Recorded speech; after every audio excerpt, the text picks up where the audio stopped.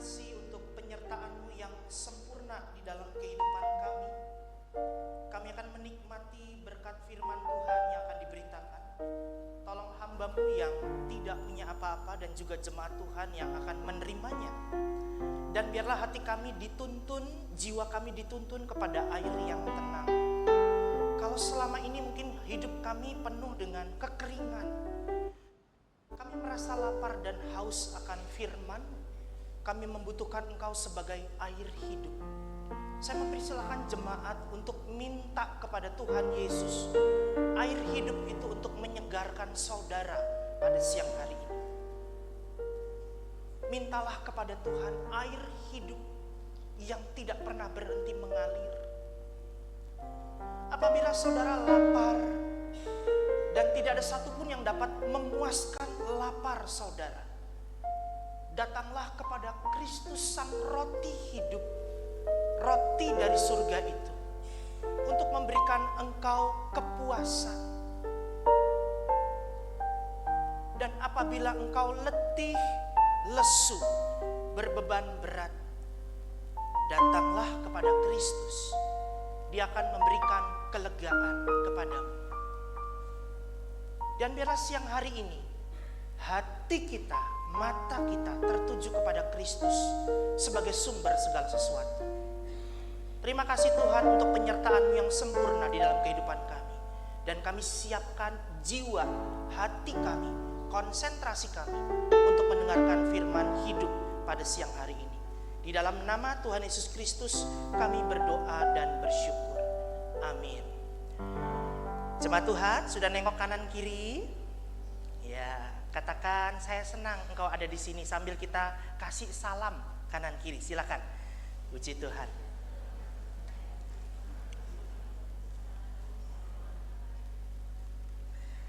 Iya. Jadi kita beribadah secara komunal, kita nggak sendirian ya. Kecuali kita ibadah online, kita akan sendirian di rumah. Ya, itu pun jujur, kadang nggak ngikutin 100% kalau ibadah online. Betul nggak? Sempet-sempetnya ada yang bikin Indomie, ya kan? Itu kalau ibadah online. Nah, sekarang udah nggak online lagi, kita onsite, ketemu muka dengan muka. Kita bersyukur kepada Tuhan. Nah, izinkan saya untuk menyampaikan tema yang akan disampaikan, yaitu gaya hidup komunitas Kristen. Dan gaya hidup itu nggak pernah bisa lepas dari yang namanya identitas. Ya, kalau misalnya identitas kita orang Chinese misalnya, pasti di rumah ada apa coba? Kalau orang Chinese di rumah pasti ada apa? Apa yuk? Setidaknya ada ornamen yang berwarna merah, betul ya? Nah, sekiranya begitu ya. Nah, kalau misalnya di rumahnya orang Jawa, ada apa di rumah orang Jawa? Hah? Ada kain bentuknya jarik ataupun dari motif batik, ya, minimal punya belangkon di rumah gitu ya. Dan semua masakan yang ditampilkan manis semua. Nah, itu orang Jawa. Nah, kalau orang Ngaring, tahu orang Ngaring? Bingung ya, kayak saya bingung gitu. Papa saya Ambon, mami saya Chinese Jawa. Jadinya begini, saya kebagian dominan itemnya aja. Dan celakanya waktu saya kecil saya dijemur, lupa diangkat sama mami saya. Jadinya saya kejemur kayak begini, jadi hitam begini ya. Maafkan mami saya ya saudara-saudara. Nah, jadi identitas kita itu menentukan gaya hidup kita. Dan di hadapan orang lain kita pun dinilai siapa kita. Kalau kita orang sembarangan, pasti pakai baju sembarangan. Saya pernah lihat kaos jogger. Tahu kaos jogger yang ada di Bali itu ya? Di Pantai Kuta itu ada orang jual kaos jogger namanya. Jangan buang sampah sembarangan karena kamu bukan orang sembarangan. Cie, keren ya, bagus ya. Kata-katanya bagus sekali. Jangan buang sampah sembarangan karena kamu bukan orang sembarangan. Itu membentuk identitas kita sebagai seorang yang bukan orang sembarangan. Nah, sebagai pengikut Kristus tentu kita punya identitas yang gak jauh-jauh dari esensi kekristenan. Apa tuh esensi kekristenan? Orang pandang kekristenan itu adalah orang yang baik, penuh kasih, betul apa enggak? Coba lihat kanan kiri, benar gak dia baik, penuh kasih, benar gak ya? Oke, ini penting sekali. Baik, penuh kasih, ramah, ya, suka menolong, itu orang Kristen, pulang dari sini silakan minta bantuan sama sesama ya. Silakan minta tolong sama sesama kalau kamu butuh pertolongan ya. Tetapi ada satu buku yang sangat menarik. Buku ini memuja kekristenan dengan ngomong gini, How Christianity Changed the World. Saya terjemahkan dalam bahasa Indonesia, bagaimana kekristenan itu mengubah wajah dunia. Sepanjang sejarah dunia ini, orang-orang Kristen tampil memukau. Dari dunia hukum, orang Kristen meracik satu formula hukum yang adil, yang berdasarkan Alkitab, itu baik sekali. Ya, itu negara Belanda terkenal dengan pengaturan hukum yang baik. Orang-orang Kristen mengubah politik yang barbar, yang tadinya hanya dipimpin oleh raja atau ratu, sekarang dibikin demokrasi. Itu orang Kristen yang bikin. Orang Kristen hebat di dalam mendirikan sekolah-sekolah Kristen dan kampus-kampus Kristen. Bahkan dalam dunia kesehatan, orang Kristen memotori awal dunia kedokteran dengan belajar pengobatan barat. Jadi kita melihat dari segi teknologi, bahkan dari segi ilmu pengetahuan, orang Kristen unggul dalam segala hal. Itu menurut Alvin Smith, yang bersyukur di mana di muka bumi ini muncul orang Kristen yang menghasilkan akses yang baik bagi dunia. Tetapi buku itu segera dikritik oleh seorang yang bernama Yuval Noah Harari dengan judul bukunya 21 Lesson in the 21st Century. 21 pelajaran di abad 21. Dia menulis demikian. Kalau kamu berpikir orang Kristen itu yang terbaik, kamu salah. Gara-gara orang Kristen ada perang salib berjilid-jilid. Gara-gara orang Kristen ada perang dunia satu yang membunuh jutaan jiwa. Gara-gara orang Kristen juga muncul perang dunia kedua yang gak habis-habisin nyawa orang. Pokoknya kalau segala sesuatu yang berdasarkan atas nama agama, itu pasti kacau. Dan Noah Harari berkata agama itu cuma ilusi. Makanya banyak orang di abad 21 ini skeptis, nggak mau beragama karena mereka tidak mau mengangkat satu beban identitas tertentu. Lebih baik saya tidak beragama daripada beragama repot, nanti dituntut macam-macam, dituntut jadi baik dan segalanya. Dari dua buku ini kita belajar. Apa itu? Enak ya. Jadi jemaat tuh nggak baca bukunya, saya yang baca duluan, tinggal dapat intisarinya. Enak ya, nggak usah beli lagi. Ya, intisarinya begini. Jadi sebaik-baiknya orang Kristen, tetap ada yang ngelihat celahnya. Amin, saudara. Sebaik-baiknya kita membangun image di hadapan orang lain, tetap ada celahnya. Artinya kita nggak sempurna di hadapan orang. Kita nggak bisa tampil baik di hadapan orang, sekalipun dia rajin ke gereja, sekalipun dia hamba Tuhan, tetap ada celahnya. Jadi sebetulnya kita menyadari betapa pentingnya kita berharap pada kasih karunia Tuhan yang menyempurnakan kita. Terkadang kita itu ya terlalu baik tapi dimanfaatin orang, ditipu, betul ya? Atau kita terlalu pelit, terlalu jahat, terlalu disiplin sama orang lain. Orang panggil kita pelit. Artinya dalam diri kita tidak mampu untuk memberikan satu sumbangsi. Aku ya kita nggak bisa. Jadi cuma dikasih Tuhan, kita jangan stres kalau pada satu titik tertentu kita nggak mampu menampilkan yang namanya kebaikan yang sempurna. Oleh sebab itulah surat Roma ditulis, ya. Siapa udah baca surat Roma sampai habis di sini? Siapa udah ngabisin biskuit Roma satu bungkus?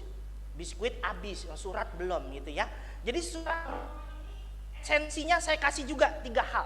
Enak ya, hamba Tuhan.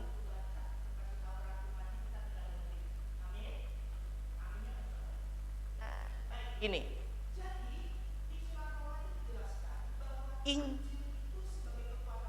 Yang ngapain? Bahwa kita itu nggak bisa menyelamatkan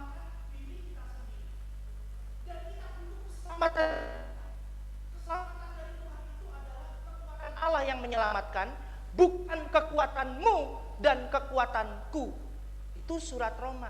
Jadi bagi kita nggak ada tuh upaya untuk bisa selamat, nggak bisa. Kenapa?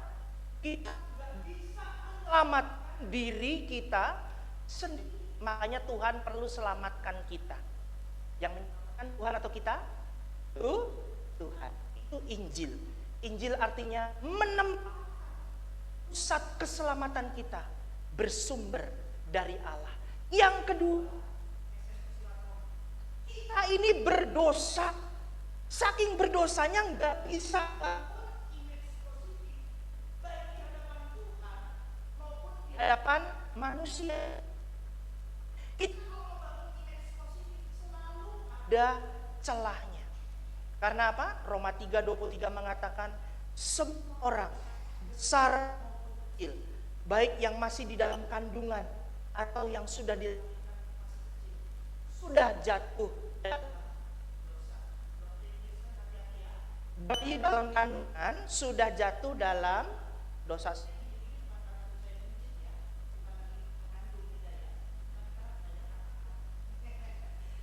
Jadi ketika seseorang masih dalam kandungan itu sudah berbuat dosa.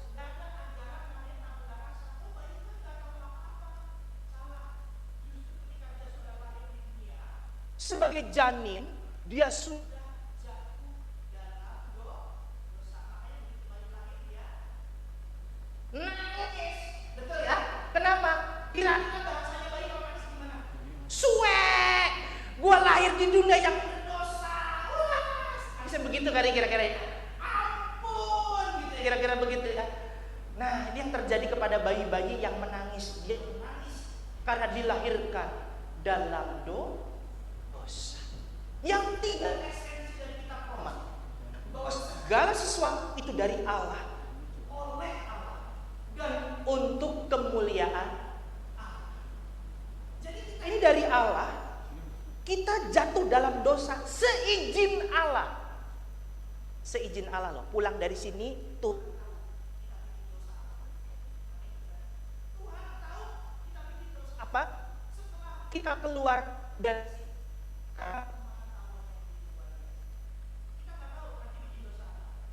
Tuhan sudah, dan hebatnya dia sudah memberikan kasih karunia itu dengan berkata karya pengampunan, karya keselamatan itu asalnya dari Tuhan. Untuk apa? Untuk kemuliaan Tuhan. Kita disucikan dari dosa bukan untuk diri kita sendiri, tapi untuk memuliakan Allah. Bisa catat itu saudara? Amin. Jadi kita disucikan dari dosa bukan cuma kita ini bersih, kita nggak dikenain hukuman oleh Tuhan, ya. Disucikan dari dosa supaya kita dimampukan memuliakan Allah. Lalu seperti apa orang Kristen itu? Orang Kristen punya gaya hidup yang pertama adalah gaya hidup menyembah. Katakan sama-sama, gaya hidup menyembah.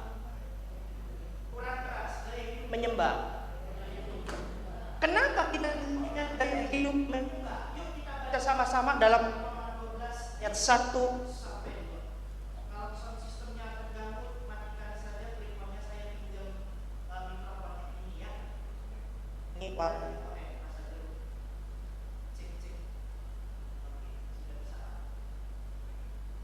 Cek, oke. Kita baca sama-sama Roma 12 ayat 1 sampai 2.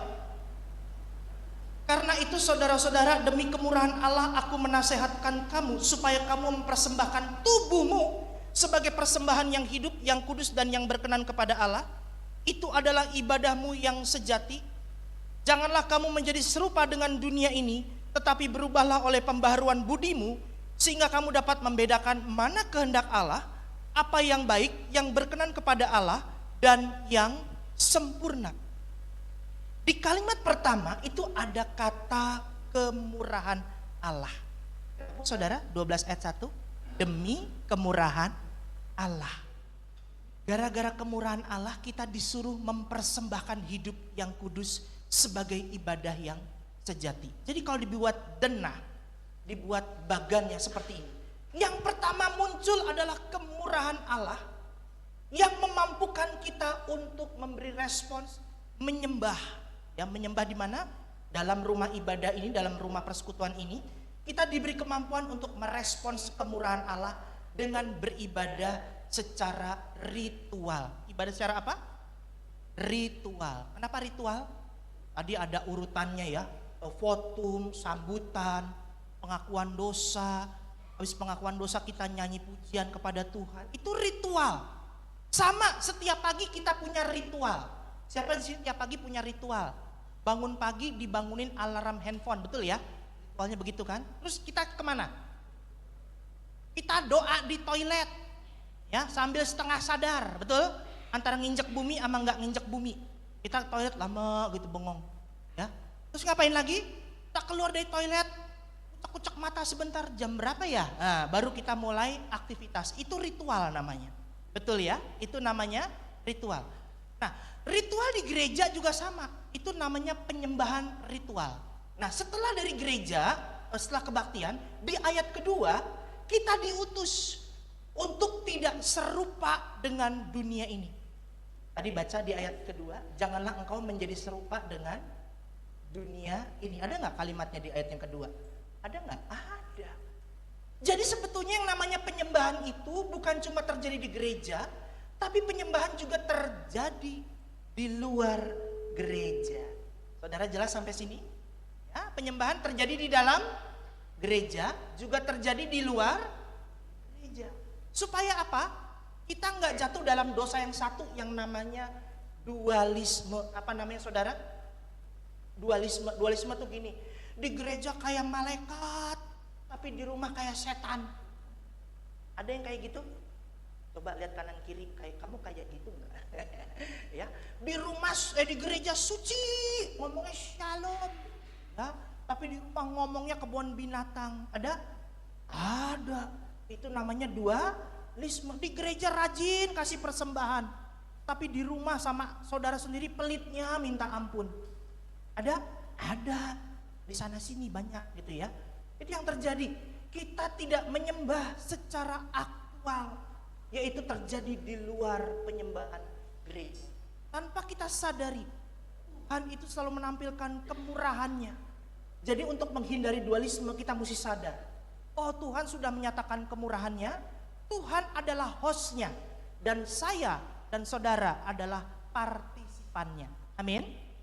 Bilang sama-sama, Tuhan adalah hostnya, dan saya adalah partisipannya. Begitu keluar dari gereja, penyembahan belum berhenti. Sembahlah Tuhan ketika dalam usahamu, dalam bisnismu, ya. Sembahlah Tuhan dalam pekerjaanmu sekalipun terpanggil sebagai karyawan.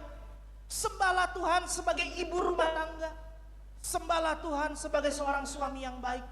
Sembahlah Tuhan sebagai anak-anak yang baik. Maunya Tuhan dengan gaya hidup seperti itu. Ya, jadi Roma 12 ayat 1 sampai 2 ini memberi kita warning, kamu jangan sampai jatuh dalam dualisme. Jadi sangat penting bagi kita, makanya suka muncul slogan ora et labora. Apa tuh artinya ora et labora? Bekerja sambil berdoa sambil bekerja, karena labora tuh kerja ya. Berdoa sambil berdoa sambil bekerja. Jangan dibalik-balik ya. Jadi saudara yang dikasih Tuhan, kalau kita nggak mau jatuh dalam dualisme seperti itu, karena kita banyak kejebak dengan seperti itu, ya. Dosa orang Kristen adalah dualisme. Apa? Bukan cuma menduakan Tuhan, tapi punya kehidupan dua sisi yang berlawanan. Ini bahaya. Jadi kita bukan menampilkan gaya hidup sebagai Kristen, tetapi otentiknya kita yang berdosa ini yang justru tampil di hadapan orang. Selanjutnya, gaya hidup yang kedua. Gaya hidup yang kedua adalah menampilkan kehadiran Allah lewat karunia-karunia rohani. Kita baca pasal 12 ayat 6 sampai 8. Demikianlah kita mempunyai karunia yang berlain-lainan menurut kasih karunia yang dianugerahkan kepada kita. Jika karunia itu adalah untuk bernubuat, baiklah kita melakukannya sesuai dengan iman kita. Jika karunia untuk melayani, baiklah kita melayani. Jika karunia untuk mengajar, baiklah kita mengajar. Jika karunia untuk menasehati, baiklah kita menasehati. Siapa yang membagi-bagikan sesuatu, hendaklah ia melakukannya dengan hati yang ikhlas. Siapa yang memberi pimpinan, hendaklah ia melakukannya dengan rajin. Siapa yang menunjukkan kemurahan, hendaklah ia melakukannya dengan sukacita. Salah satu pesan Paulus kepada jemaat di Korintus. Jemaat di Korintus ini hebat. Karunianya lengkap, karunia rohaninya melimpah. Mau karunia membedakan roh pun ada di situ. Tetapi apa? Mereka krisis kasih. Jadi karunianya sempurna, tapi kasihnya tidak sempurna. Oleh karena itu Rasul Paulus berpesan, kalau kamu pakai karunia rohani, kamu tuh dilihat oleh orang luar ketika kamu kebaktian. Ya, minimal di antara kita itu dikasih Tuhan satu karunia. Kenapa? Sejak Tuhan ciptakan kita dan Dia menolong kita lahir di dunia ini, Tuhan titipkan karunia yang begitu banyak. Makanya saya agak heran dengan jemaat ketika ditanya mau pelayanan enggak. Padahal Tuhan kasih dia karunia. Jangan sampai jawab begini, mau pelayanan enggak? Kamu karunianya apa? Wah, Lause, saya enggak bisa apa-apa. Ingat, pencipta saudara tersinggung oleh karena perkataan ini. Tuhan membuat Anda membuat Tuhan tersinggung oleh karena perkataan saya nggak bisa berbuat apa-apa. Minimal di antara kita Tuhan titipkan satu karunia dan jangan pendam itu di tanah. Seperti perumpamaan hamba dan talenta. Ingat itu saudara, pernah baca itu? Pernah ya? Nah, Tuhan mau kita menggunakan karunia-karunia rohani yang ada dalam gereja untuk menyatakan apa? Bahwa Tuhan hadir di tengah-tengah kamu. Karena apa? Saking bagus dan bergunanya karunia-karunia itu. Suatu kali saya diundang pelayanan di sebuah gereja Protestan beberapa tahun yang lalu. Gereja ini reform totok. Alat musiknya cuma satu, yaitu piano. Dan saya dengarnya gereja ini ribut gara-gara dua generasi yang berbeda pengen ada band. Generasi yang muda pengen ada band di gereja, ada drum, ada alat musik dan sebagainya. Sedangkan para pemimpin generasi senior itu nggak boleh. Dari dulu gereja reform tuh cuma piano, nggak ada alat musik yang lain. Band itu setan katanya. Waduh. Apa yang terjadi dengan gereja itu saudara-saudara? Anak mudanya pada kabur, pada ke gereja yang pakai band. Tapi setelah saya kembali diundang beberapa tahun kemudian saya kaget. Gereja itu sudah mulai pakai band. Kenapa? Saya tanya pada salah satu aktivis. Kenapa sekarang kok berubah jadi pakai band? Iya Pak, gara-gara anak mudanya pada kabur. Terus waktu rapat majelis, kami searching. Wah, anak muda sekarang pinter-pinter ya. John Calvin dalam sejarah gereja menganggap piano juga setan. Wah lu. Jadi yang setan yang mana? Band atau piano? Semuanya gitu ya. Akhirnya generasi seniornya yang tua-tua itu ngalah. Ya, saya kasih tahu saudara, anak muda datang ke gereja bukan karena bandnya, amin. Tapi karena apa? Mereka pun dipanggil Tuhan untuk beribadah. Tapi apa? Dikasih kesempatan untuk menggunakan karunia yang ada. Jadi bagi kita, bagi saudara-saudari, kalau belum pelayanan, engkau gak akan pernah tahu karuniamu apa. Nah ini yang jadi masalah kita sekarang. Saya nih karunianya apa ya? Ayo, Bapak Ibu pernah tahu karunia saudara Bapak Ibu apa? Ada yang tahu? Yang satu orang sederhana sekali jawabannya. Lause, karunia saya menghangatkan tempat duduk. Cuma manasin bangku. Ya, gak apa-apa kalau ngangetin tempat duduk itu dipakai berdoa, gak apa-apa. Puji Tuhan, makanya datang ke persekutuan doa Rabo, ya, supaya makin banyak berdoa. Berdoa juga karunia. Masalahnya kita nggak tahu karunia apa yang kita miliki, ya.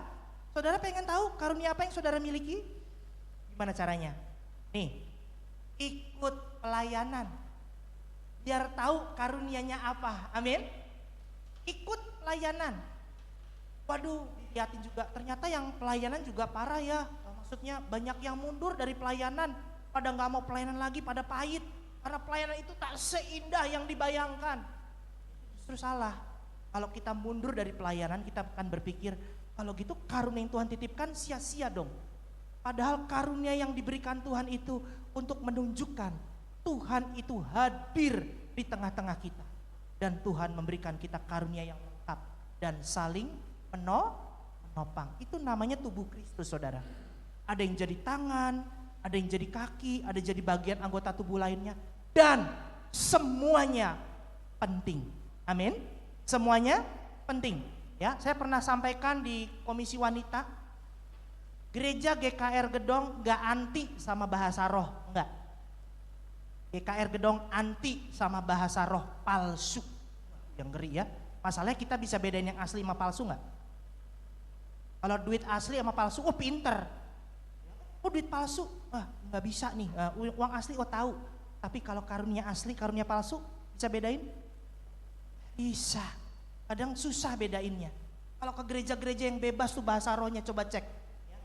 Semuanya sama kata-katanya, ya. Membeok satu komando sama semua. Padahal di Korintus itu ngomong gini, kalau ada yang berbahasa roh, wajib ada yang menerjemahkannya. Supaya dengan penterjemah yang hadir ini, orang luar yang mendengar kebaktian kita, mereka melihat bahwa Tuhan hadir di tengah-tengah kita. Dan Tuhan memanggil semua bangsa untuk datang kepada Tuhan. Jadi karunia rohani itu dipakai untuk bersaksi bahwa Tuhan itu hadir di tengah-tengah kita. Siap saudara punya karunia? Siap saudara pakai karunia untuk melayani? Amin? Aminnya lemes ya. Gaya hidup yang ketiga, yaitu gaya hidup yang menampilkan kasih yang otentik. Kita baca ayat yang ke-9. 1, 2, 3. Hendaklah kasih itu jangan pura-pura. Jauhilah yang jahat dan lakukanlah yang baik. Ini ngeri kalimatnya. Hendaklah kasihmu jangan pura-pura. Pakai tanda seru nggak? Teks Alkitabnya pakai tanda seru nggak? Pakai ya. Makanya kita jangan pura-pura baik atau disingkat purba. Pura-pura baik. Padahal sesungguhnya kita nggak baik, kita nggak otentik ya. Di rumah kita tidak baik, di gereja kita baik banget. Nah ini yang menjadi dualisme lah gitu jatuhnya. Nah satu kali seorang penulis mengatakan, Neighbor ini mengatakan demikian. Manusia itu peka ya dengan kepura-puraan. Kenapa? Karena mereka lihat dari permukaannya. Pernah lihat orang yang senyum sama kita padahal dia ngomongin kita di belakang? Pernah ngalamin? Ayo, pernah ngalamin gak? Pernah lihat orang yang salamin kita tapi sebetulnya dia gak suka sama kita? Betul? Pernah ngalamin disapa orang yang benci sama kita? Ya, tapi ternyata dia mau ramah di depan kita. PR buat kita semua. Pulang dari sini mesti senyum satu sama lain. Kalau ada yang senyum sendiri, saya bersedia nganter ke rumah sakit jiwa Grogol. Ya, penting ya, jangan senyum-senyum sendiri. Senyum dengan senyum yang tulus, senyum yang ikhlas, itu sudah menandakan kita tidak pura-pura. Ya, apalagi kita sedang ciong, ada masalah, ada konflik, rasanya senyum itu dipaksakan. Ya, pulang dari gereja kan rasanya harus berdamai ya, mengalami damai Kristus. Tapi yang terjadi enggak. Kita hidup dalam kepura-puraan. Nah, di Hollywood ada seorang aktor yang sangat dipuja-puja.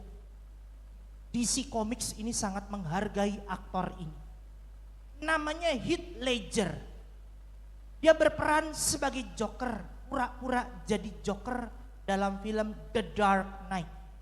Para kru film saat itu bukan memuji Christian Bale sebagai pemeran utamanya Batman, tetapi justru para kru film dan sutradara memuji Heath Ledger ini gara-gara dia menjiwai dengan baik peranannya sebagai seorang tokoh jahat yang namanya Joker. Tahu nggak apa yang terjadi dengan Heath Ledger ini? Setelah selesai syuting, dia lupa dengan identitas aslinya bahwa dia adalah Heath Ledger dan bukan Joker. Jiwanya Joker itu nempel dalam kehidupannya. Apa yang terjadi? Dia tampil sebagai sosok yang depresi. Ya, setelah syuting itu dia minum obat-obat penenang, antidepresan, sampai akhirnya dia overdosis dan meninggal. Ilustrasi ini mau ngomong apa? Kalau kita selalu tampil dengan kepura-puraan, saudara, artinya kita mengundang kebinasaan hadir dalam kehidupan kita. Padahal Tuhan sudah kasih kita kehidupan. Tapi kita ternyata jatuh dalam kepura-puraan dan akhirnya kita binasa. Kita bisa berperan ganda, kita bisa pakai topeng di gereja, kelihatan baik, tapi sebetulnya kita nggak baik. Ada karakter-karakter yang kita cintai, yang pada akhirnya itu merasuk dalam diri kita. Yang ternyata itu bukan kita celakanya. Dan kita tampilkan termanifestasi lewat perkataan kita, lewat sikap dan tingkah laku kita. Yang menyatakan itu bukan kita. Wah, sedih banget jadi orang yang pura-pura. Kalau gitu mari kita jangan berpura-pura. Ya, tapi juga jangan pakai slogan, gua mah kalau udah gak suka, ya gak suka. Gak bakal gua tegur tuh orang kalau udah gak suka. Hati-hati ya, karena apa? Emang seasli-asli sejujurnya memang begitu. Dan juga gak bisa dipaksakan seseorang menyukai kita, bukan. Kita harus tampil otentik dengan mengatakan Tuhan mengampunimu dan aku juga diampuni oleh Tuhan. Saudara, jangan dipakai oleh iblis untuk tampil dalam kepura-puraan. Dan marilah kita cek kondisi kita, apakah dengan kepura-puraan itu kita jatuh dalam kualitas yang lebih baik, atau justru kita tampil dalam kehidupan yang pura-pura sehingga kita nggak jauh beda dengan Heath Ledger yang pada akhirnya binasa oleh karena depresi. Jadi kepura-puraan itu membuat kita depresi. Siapa yang di sini berusaha untuk tampil baik di hadapan orang, kau sudah mengalami depresi tingkat tinggi. Ya. Kita nggak perlu tampil baik di hadapan orang apa adanya, nggak apa-apa. Ya, bahwa emang orangnya begini, ya nggak apa-apa. Tapi kalau dipakai Tuhan, luar biasa. Tuhan pakai kita secara otentik kok. Tuhan pakai kita yang kasar ini untuk memenangkan jiwa, bisa. Tuhan bisa pakai kita yang berdosa ini untuk memenangkan jiwa, bisa. Tapi ingat, ada satu identitas yang gak bisa lepas dari kita. Apa itu? Pengikut Yesus. Tapi lewat pembacaan Roma pasal 12 ini, kita mungkin, aduh Tuhan saya gak mampu ya. Karena apa? Saya gak mampu hidup dalam keaslian diri saya. Salah satu buku karangan David Kinnaman, judulnya You Lost Me. Buku ini intisarinya begini. Hasil risetnya ya. 4 dari 10 remaja Kristen meninggalkan gereja tiap tahunnya gara-gara apa? Orang Kristen dan para pemimpin Kristen hidup dalam kepura-puraan dan kehidupan Kristen itu tidak relevan dengan kehidupan mereka. Kita berdoa ini gak terjadi di GKPR Gedong ya. Amin saudara. Jadi kalau kita pemimpin tuh pura-pura, ya pura-pura baik, pura-pura ramah padahal enggak. Pura-pura penuh kasih padahal enggak. Ya, siap-siap kita ditinggal oleh remaja-remaja Kristen kita. Karena mereka menuntut kehidupan yang otentik, teladan yang baik. Jadi ini riset yang dikembangkan oleh Barna Research lewat buku ini menolong kita. Bahwa seseorang komunitas Kristen itu enggak disukai bukan karena enggak penuh kasih, enggak. Tapi karena kepura-puraan. Ya bahaya ya, kalau kita tampil dalam kepura-puraan, orang tidak lagi menikmati kasih karunia Allah. Orang akan mundur dari gereja. Orang akan menjauh dari orang Kristen. Oleh karena apa? Mereka tampil dengan kepura-puraan. Tapi apa dayanya kita ya dengan kondisi kita yang gak mampu untuk tampil baik ini. Kita gagal untuk memake up diri kita tampil baik di hadapan orang lain. Kita gagal untuk menampilkan citra yang baik di hadapan orang lain. Karena kita memang kalau udah dipandang orang tidak baik, mau bikin baik seperti apapun tetap dipandang tidak baik. Memang seperti itu ya naturnya. Nah, ini perlu ya namanya kasih karunia. Jika kita tidak mampu, tulisan di sini adalah kembalilah kepada Kristus dan sadarilah identitas kita di hadapan Allah.